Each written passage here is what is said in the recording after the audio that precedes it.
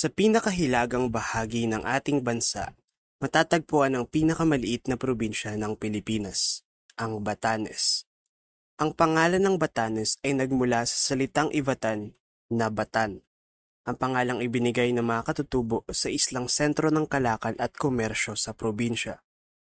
Kalaunan, tinawag ito ng mga Kastila bilang Batanes, na tumutukoy sa Batan at mga karatig isla nito.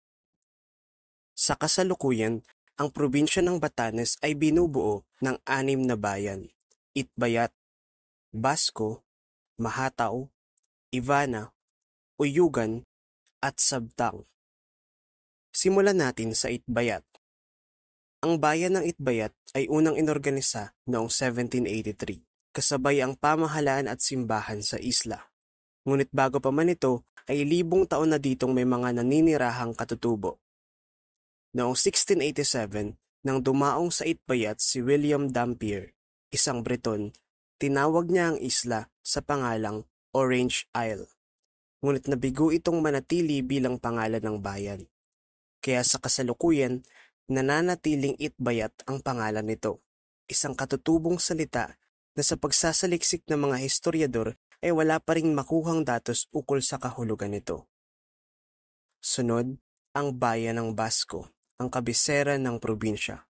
Itinantag ng mga Kastila noong 1783, ang Basco ay ipinangalan kay Gobernador General Jose Basco y Vargas, ang Gobernador General na nanguna sa pagtatatag ng Kastilang pamahalaan sa Batanes sa ilalim ng kanyang termino. Sunod, ang bayan ng Mahataw. Ang pangalan ng Mahataw ay nagmula sa salitang Ivatan na mahata-hataw, na nangangahulugang lumutang, na pinaniniwalaang tumutukoy sa isang maliit na isla malapit sa baybayin ng bayan.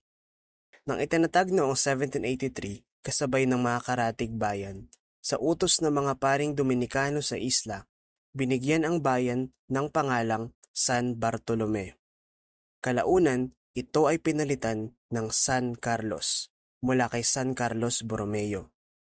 At pagsapit ng 1910, sa ilalim ng mga Amerikano, ang bayan ay pinangalan ng Mahataw, na tawag sa mga katutubong nakatira sa isang malapit na isla.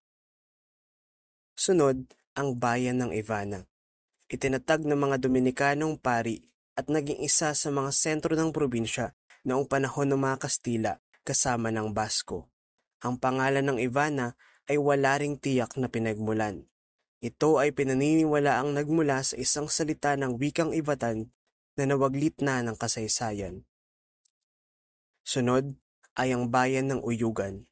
Itinatag noong 1909 sa ilalim ng mga Amerikano. Ito ay itinuturing bilang pinakabago sa lahat ng mga bayan sa Batanes. Ang salitang Uyugan na pangalan ng bayan ay salitang Ivatan na nangangahulugang daluyan ng tubig o lugar kung saan umaagos ang tubig.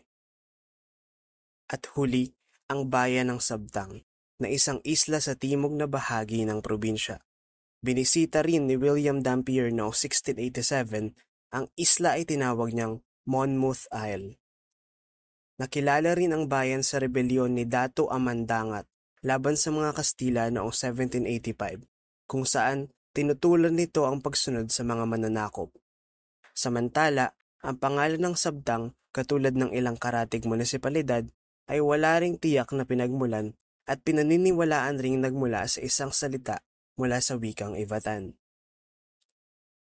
At sa 6 na bayan ng Batanes, naihabi ang makulay at mayaman nitong kasaysayan bilang isang probinsya at kapuluan sa pinakahilagang bahagi ng ating bansa.